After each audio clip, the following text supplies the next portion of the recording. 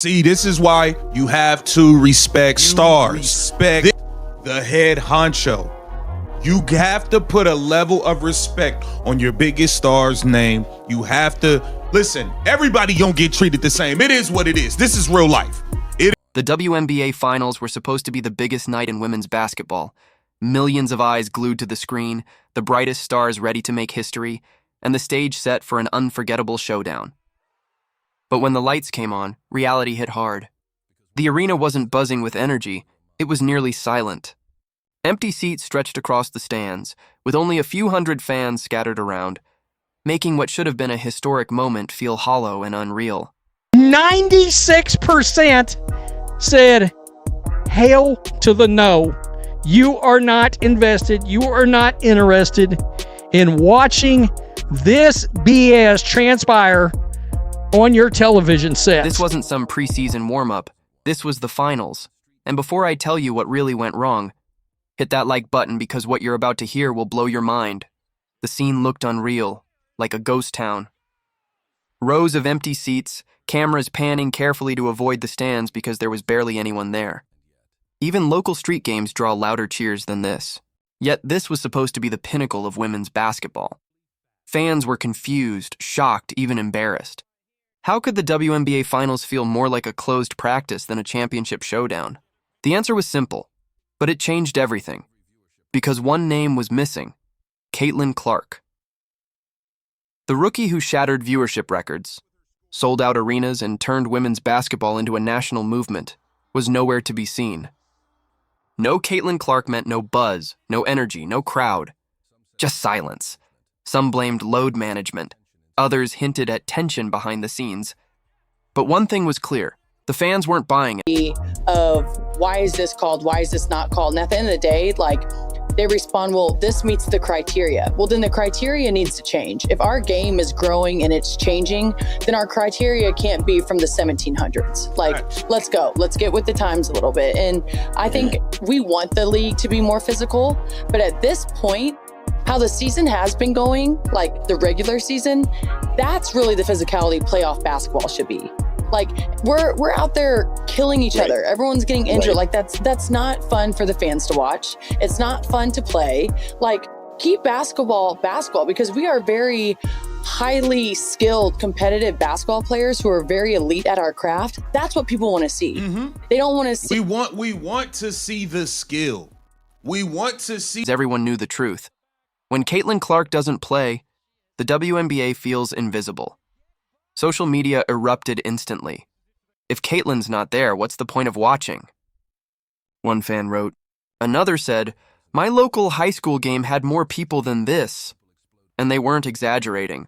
On camera, you could literally count the crowd, maybe 150, 200 fans total, for the finals. Diana Taurasi looked around in disbelief. A veteran. An MVP, a legend, playing in front of rows of empty seats. Aja Wilson tried to stay focused, but the silence was deafening. Every dribble echoed through the arena, a painful reminder of what was missing. This was supposed to be their moment, the top of the mountain, and yet the world just didn't care. Not because of their skill, but because of what the league had done to Caitlin Clark. Behind the scenes, things were boiling. Whispers of league politics, growing tension between the commissioner and the league's biggest star, players frustrated by the spotlight Caitlin brought, and a league too proud to admit that one rookie had become its entire heartbeat.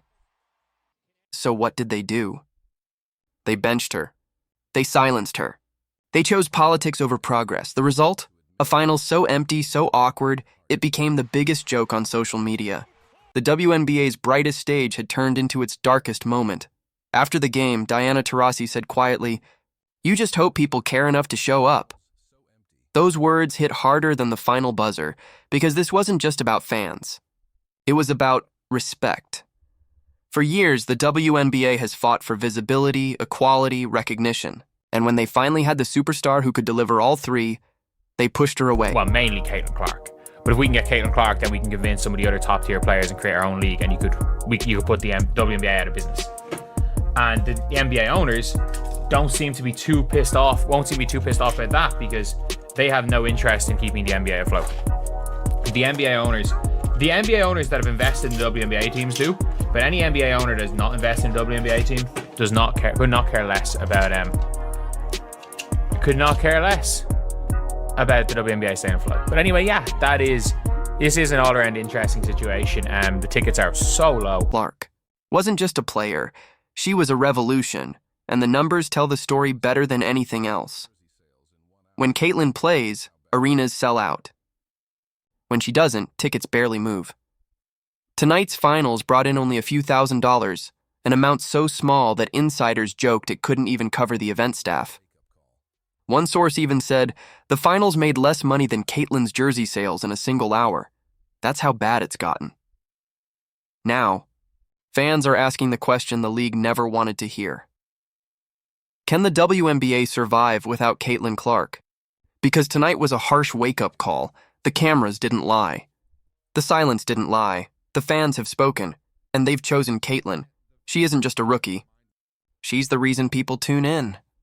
The reason arenas fill up. The reason the WNBA even trends. Yet the commissioner treated her like just another player. And this empty arena was the result of that pride. It's both tragic and ironic.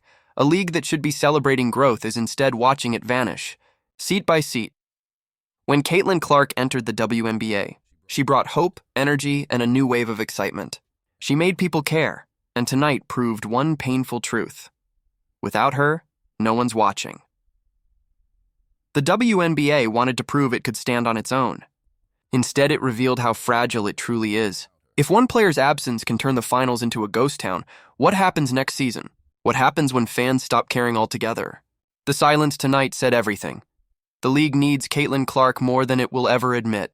And unless they fix this, unless they bring her back, respect her, and build around her, this could be the beginning of the end. So ask yourself, was tonight just an empty arena? Or the sound of a league slowly collapsing? If you believe Caitlin Clark deserves better, hit that like button, because sometimes the truth is loud even when the arena isn't.